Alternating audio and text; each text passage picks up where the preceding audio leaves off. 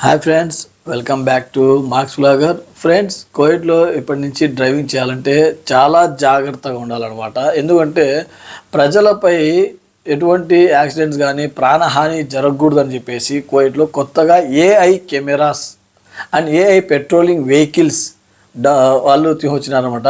So ఇవి ఏ విధంగా work అవుతాయంటే, మనం బండి డ్రైవ్ చేసేటప్పుడు జస్ట్ మన వెహికల్ యొక్క నెంబర్ ప్లేట్ వాళ్ళు స్కాన్ చేసుకున్నా కానీ, ఆ కెమెరాలు పడినా కానీ దాని ద్వారా ఏఐ అనేది మన పూర్తి డీటెయిల్స్, మన పూర్తి ఇన్ఫర్మేషన్, మన అడ్రస్, మన పేరు, మన passport numbers, A to Z మన డీటెయిల్స్ అన్నీ ఏఐ కెమెరా అనేది డేటాబేస్కి ట్రాన్స్ఫర్ చేస్తుంది.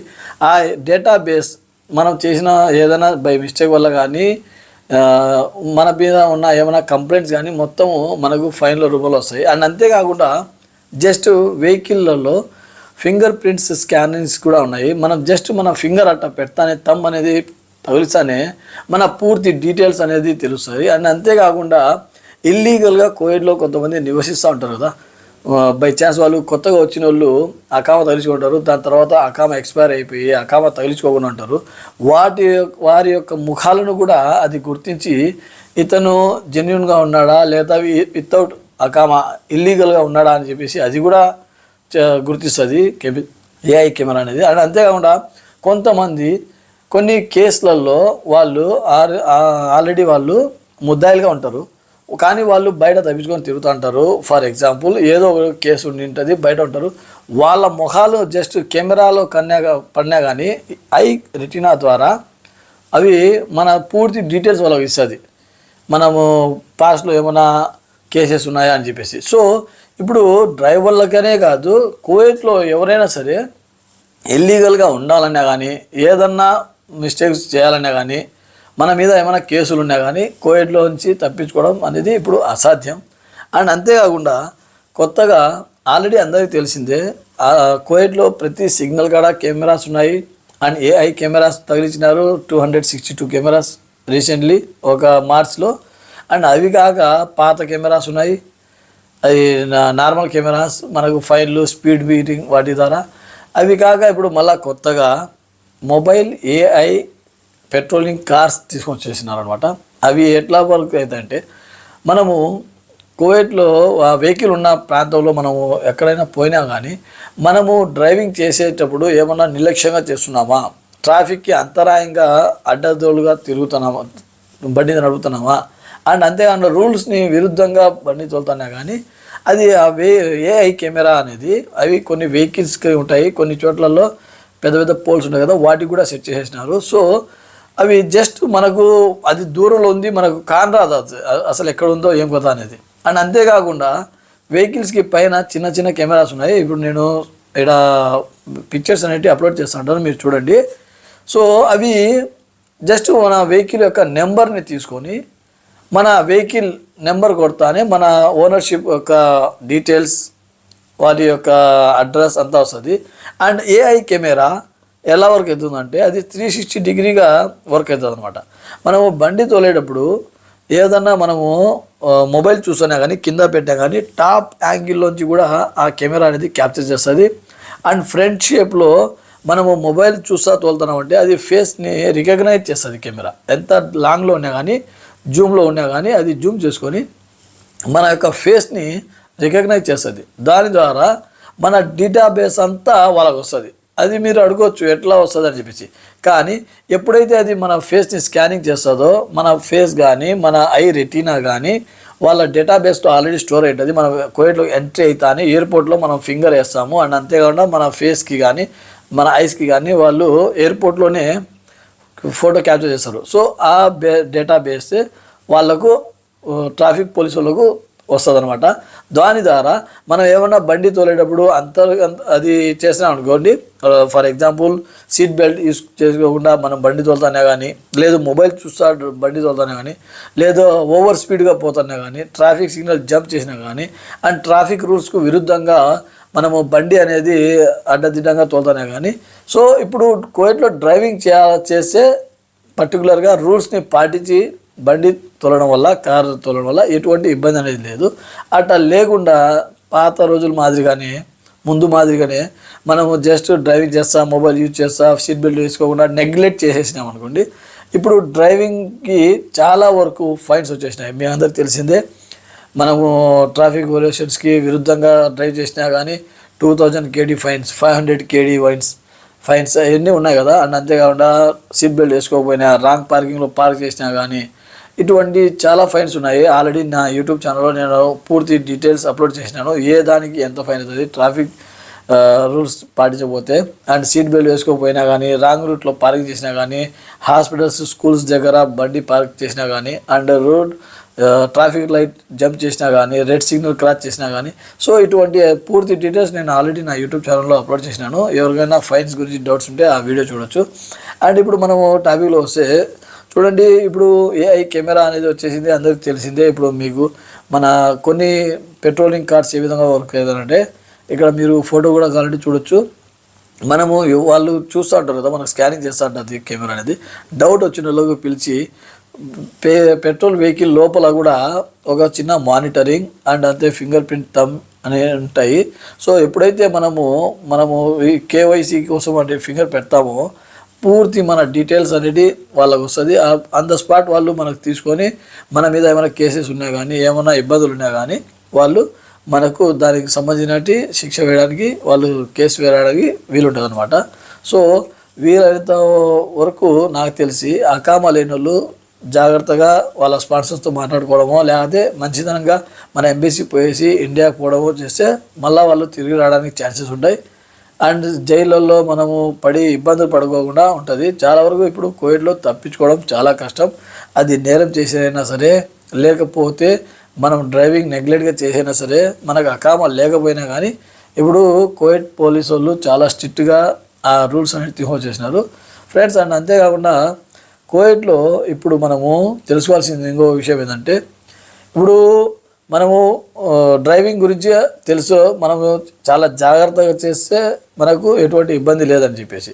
కానీ కువైట్లో చాలా వరకు ఇల్లీగల్ యాక్టివిటీస్ చేస్తూ ఉంటారు. ఫర్ ఎగ్జాంపుల్ ఇప్పుడు మొన్న రీసెంట్గా జరిగింది లిక్కర్ స్కామ్ అనేది. సో ఇల్లీగల్గా వాళ్ళు లిక్కర్ తయారు చేసి ఆ లిక్కర్ కల్తీ లిక్కర్ తాగడం వల్ల చాలామంది ప్రాణాలు పోగొట్టుకున్నారు. అండ్ చాలా వరకు జనాలు హాస్పిటల్లో చేరి అడ్మిట్ అయ్యేసి వాళ్ళు పరిస్థితి కూడా క్రిటికల్గా ఉందని చెప్పి తెలిసినారు.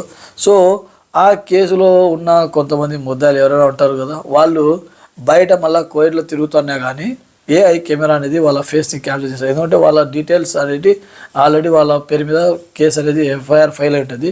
సో వాళ్ళను గుర్తించడం కోసం, లేదా మనమే ఇల్లీగల్గా మన దగ్గర ఏదైనా, ఫర్ ఎగ్జాంపుల్ ఇప్పుడు నేను వీడియోలో చెప్పకూడదు అనమాట, అట్లాంటి జోబులలో పెట్టుకొని తిరుగుతున్నాం అనుకోండి, లైక్ లిక్కర్ కానీ, పిస్తోల్స్ కానీ, తుపాకులు అట్లాంటి ఏదైనా ఉన్నా కానీ వాటిని కూడా గుర్తిస్తుంది అనమాట AI కెమెరా అనేది. అండ్ కోవిడ్లో ఆల్రెడీ నేను అకామా ఉన్నది, నేను వచ్చేసినాను. నా తర్వాత అకామా నేను రెన్యువల్ చేసుకోలేదు. ఎప్పుడైతే అది మన ఫేస్ స్కాన్ చేసుకుంటుందో మనకు అకామా ఉందా లేదా, మన అకామా ఎప్పుడు ఎక్స్పైర్ అయిపోయింది, మనకు ఫస్ట్ ఉన్న స్పాన్సర్ అతని పేరు ఏంది అనేది పూర్తిగా డీటెయిల్స్ అనేవి వాళ్ళకి తెలుస్తాయి. సో ఫ్రెండ్స్, ఇప్పుడు నేను చెప్పేది ఏంటంటే మీ అందరికీ అకామా లేని వాళ్ళు వీలైనంత తొందరగా అకామా తగిలించుకోండి. లేదు ఏదైనా ప్రాబ్లం ఉండి అంటే మీరు ఎంబసీకి పోయేసి, ఇండియాకి పోయేసి మళ్ళీ తిరిగిన రావచ్చు. ముఖ్యంగా డ్రైవర్ అన్నలు నేను చెప్పేది, అది ఇళ్లలో పనిచేసేటోళ్ళైనా సరే, కంపెనీలో పనిచేసేటోళ్ళైనా సరే, ఎవరికైనా సరే ఒకే రూల్ ఉంటుంది. అది కోవిడ్ వాళ్ళకైనా మనకైనా, డ్రైవింగ్ చేసేటప్పుడు మటుకు దయచేసి జాగ్రత్తగా మొబైల్ని అవాయిడ్ చేయండి వీలైనంత వరకు. అండ్ అంతేకాకుండా కంపల్సరీగా సీట్ బెల్ట్ వేసుకోండి. మీరు హైవేలో ఉన్న వీధులలో ఉన్నా కానీ ఎప్పుడు కెమెరాస్ ఉన్నాయి, ఎక్కడ కెమెరాస్ ఉన్నాయి అనేది మనకు తెలియదు. అండ్ అంతేకాకుండా రీసెంట్గా నేను చెప్పడం మర్చిపోయినాను, డ్రోన్ కెమెరాస్ ఉంటాయి కదా, పైన ఫ్లయింగ్ అవుతూ ఉంటాయి డ్రోన్ కెమెరాస్. అవి ఎవరికే కానీ కానరావు. మనము డ్రైవింగ్ చేసేటప్పుడు మహా అంటే ఫ్రంట్ చూస్తాము, లేదా లెవెల్ ఆఫ్ హైట్లో వరకు మనం చూడగలుగుతాం. కానీ డ్రోన్ కెమెరా పైన ఉంటుంది. ఆ వీడియో కూడా నేను చూపిస్తాను. అండ్ దాని యొక్క పిక్చర్స్ కూడా నేను అప్లోడ్ చేస్తాను. ఇక్కడ మొత్తం స్క్రీన్ మీద చెక్ చేయండి. మనం హైవేలో పోయేటప్పుడు మనము రైట్ సైడ్ తీసుకోవాలన్నా, లెఫ్ట్ సైడ్ తీసుకోవాలన్నా కానీ మనకు ఒక జీబ్రా క్రాసింగ్ అని ఉంటాయి. అండ్ అంతేకాకుండా గివ్ వే అని ఉంటుంది, అంటే మనం ఆ దారిలో పోవాలని చెప్పేసి. అట్టా కాకుండా ఫస్ట్ లైన్ వదిలేసి సెకండ్ లైన్లోంచి ఇట్లా తోలిన బండి, లేకపోతే ట్రాఫిక్కి విరుద్ధంగా సైడ్లో ఆపేసి మాట్లాడడం కానీ, అది నాన్ స్టాప్ ప్లేసెస్ అనమాట అట్లా సో డ్రైవింగ్ అనేది దయచేసి పర్టికులర్గా మీరు రూల్స్ అండ్ రెగ్యులేషన్స్కి ఫాలో అయ్యి డ్రైవింగ్ చేసే ఎటువంటి ఇబ్బంది లేదు. ఎందుకంటే మనము జస్ట్ ఎవరు చూడడం లేదా అని అనుకుంటాము, కానీ ఇప్పుడు ప్రపంచం చాలా డెవలప్ అయిపోయింది. సో ఏఐ వచ్చేసిన తర్వాత మనకు కొంతవరకు మేలున్నా కానీ దాని ద్వారా చాలా వరకు నష్టాలు కూడా ఉన్నాయి. సో మనం ఏమైనా చేసినా కానీ ఆ ఏఐ కెమెరా ద్వారా మనకు పోలీసులకు తెలుస్తుంది, దాని ద్వారా మనకు పట్టుకోవడానికి ఛాన్సెస్ ఉన్నాయి. అందువల్ల ఫ్రెండ్స్, డ్రైవింగ్ చేసేటప్పుడు తప్పకుండా సీట్ బెల్ట్ వేసుకోండి, మొబైల్ని అవాయిడ్ చేసేయండి. అండ్ మీరు కెమెరాలు ఉన్నాయా లేవా అనేది పక్కన పెట్టేసి మీ యొక్క కాన్సన్ట్రేట్గా మీరు డ్రైవింగ్ అనేది స్పీడ్ లిమిట్గా అండ్ గివ్ వే లైన్స్లలోనే, నో పార్కింగ్ ప్లేసెస్లలోనే ఇట్లాంటివన్నీ కొంచెం తెలుసుకొని పార్క్ చేయడం వల్ల చాలా వరకు ఉంటుంది. అండ్ ఇప్పుడు చూడండి, ఇవి ఏ విధంగా వర్క్ అవుతాయి అనేది నేను డీటెయిల్ చెప్తాను. స్మార్ట్ కెమెరా అనేది ముఖ వాహన నెంబర్లను క్షణాల్లో గుర్తిస్తుంది టాపిక్. అండ్ అంతేకాకుండా వాహనాల ట్రాకింగ్ సిస్టమ్, ఫర్ ఎగ్జాంపుల్ మన వెహికల్ ఏడైనా మిస్ అయింది, ఆ నెంబర్ని కూడా వాళ్ళు స్కాన్ చేసుకొని ఆ నెంబర్ ఎక్కడెక్కడ తిరుగుతుందో అనేది కూడా వాళ్ళు చెక్ చేయగలుగుతారు. ఎందుకంటే ప్రతి కోవిడ్లో అనువున కెమెరాస్ ఉన్నాయి. సో వాళ్ళకు మన నెంబర్ మిస్ అయిందని చెప్పినా కానీ వాళ్ళు ఆ నెంబర్ని వాళ్ళు స్కానింగ్లో పెట్టేస్తే ఆ వెహికల్ ఎక్కడ తిరుగుతుందో చెప్పేస్తారు అనమాట. సో వాహనాల ట్రాకింగ్ సిస్టమ్ కూడా వర్క్ అవుతుంది. అండ్ స్మార్ట్ కెమెరా మొఖాలను, వాహన నెంబర్లను క్షణాలకు గుర్తిస్తుంది. అండ్ కృత్రిమ మేధస్సు అంటే ఏఐ అంటారు కదా, అదే సేకరించిన సమాచారాన్ని తక్షణమే విశ్లేషించి డేటాబేస్తో సరిపోల్చుతుంది అంట. అంటే అదే నేను చెప్పాను కదా వీడియోలో, ముఖాన్ని స్కాన్ చేసుకున్నా కానీ అది ఏఐ వాళ్ళకు పంపిస్తుంది. వాళ్ళు మనము లీగల్గా ఉన్నామా, ఇల్లీగల్గా ఉన్నామా, మన మీద కేసు చేసుకున్నామా లేవా అనేది మొత్తం తెలుస్తుంది అనమాట. అండ్ అంతేకాకుండా ప్రత్యక్ష డేటాబేస్ కలెక్షన్, అంటే డేటాబేస్ ఇచ్చిన కలెక్షన్ ద్వారా నేరస్తులను వేగంగా గుర్తించేందుకు సహాయం చేస్తుంది. అదే నేను చెప్పాను కదా వీడియోలో, మన ఫింగర్ కానీ, మన ఐ రెటీనా కానీ, మన ఫేస్ కానీ వాళ్ళ స్కానింగ్లో మనం పడినామరా అంటే ఆటోమేటిక్గా మన డీటెయిల్స్ అన్నీ కోయడోళ్ళకి తెలుస్తుంది, దాని ద్వారా మనకు శిక్ష పడుతుంది అనమాట. And mobile finger print system వ్యక్తుల తక్షణ గుర్తింపు, అదే మనము ఫింగర్ పెడతానే మన డీటెయిల్స్ అన్నీ తెలుస్తుంది. దాని ద్వారా మనం ఇల్లీగల్గా ఉన్నామా, లీగల్గా ఉన్నామా, మన లైఫ్ ఇదంతా బాగానే ఉందా లేకపోతే ఇల్లీగల్గా ఉన్నామని చెప్పి గుర్తించి దాని మీద చర్యలు తీసుకోవడానికి ఉంటుంది అనమాట. సో ఫ్రెండ్స్, ఇప్పుడు నేను చెప్పేది ఇదేనండి, డ్రైవర్లు కానీ అకామా లేనోళ్ళు కానీ దయచేసి వీలైనంత తొందరగా మీరు అకామా తగిలించుకోండి. డ్రైవింగ్ చేసేప్పుడు మన మొబైల్స్ని ఇవన్నీ అవాయిడ్ చేసి జాగ్రత్తగా ఉండాలని ఆశిస్తున్నాను ఫ్రెండ్స్. ఎందుకంటే మనకు వచ్చేది, మనం ఇంత దూరం వచ్చింది శాలరీ కోసం. ఆ శాలరీ మనము 5 నిమిషాల మొబైల్ మాట్లాడడానికి అండ్ మనము నెగ్లెక్ట్ చేయడం వల్ల 1 మంత్ శాలరీ అనేది కట్ ఆఫ్ అయిపోతుంది. సో ముఖ్యంగా ఇళ్లలో పనిచేసేటోళ్ళు దయచేసి డ్రైవింగ్లో ఉన్నప్పుడు మొబైల్ని కానీ రూల్స్ అండ్ రెగ్యులేషన్స్ని తప్పకుండా పాటించి డ్రైవింగ్ చేయాలని ఆశిస్తున్నాను friends. Thank you so much friends. Have a good day. Bye.